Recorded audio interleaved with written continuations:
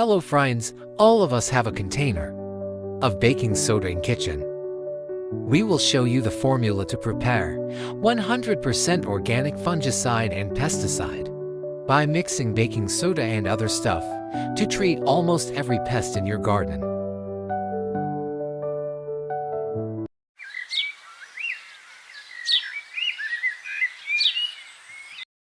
This solution treat almost all types of pests in your garden like ladybug, grasshopper, spider, caterpillar, mealybug, black spot.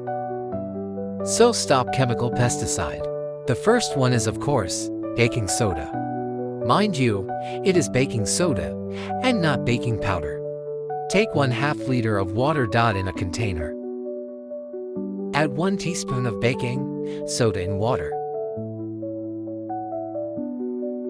Then add 1 teaspoon of eco-friendly liquid soap into this.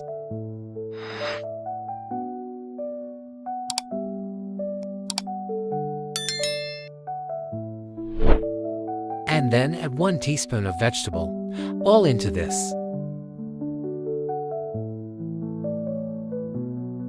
Put this solution in a sprayer and give a good shake before spraying.